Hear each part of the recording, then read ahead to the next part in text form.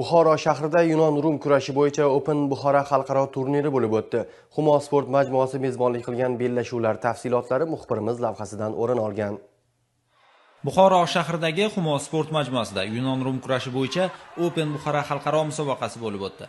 Turnirda jami 15 ta vazn toifasida g'olib va sovrindorlar nomlariga aniqlik kiritilib, bellashuvlarda O'zbekistonning turli hududlaridan tashqari Qirg'iziston, Tojikiston va Turkmanistondan kelgan yosh polvonlar ham ishtirok etishdi.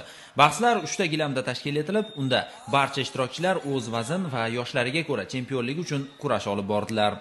Спасибо, что пригласили на такой прекрасный, хороший международный турнир Open Buxoro. Avvalambor ushbu turnirga taklif qilishgani uchun rahmat aytmoqchiman. Biz bu turnirga ketma-ket 2 yildan beri qatnashyapmiz. Bu yerga ayni damda 40 dan ortiq kurashchilarimiz bilan qatnashyapmiz va yuqori o'rinlar uchun raqobatlashamiz degan umiddamiz. Fursatdan foydalanib tashkilotchilarga yana bir bor o'z minnatdorchiligimni bildiraman. Open Buxoro musobaqasi barcha vaznlarda o'ziga xos raqobat va murosasizlikni o'zida namoyish qildi.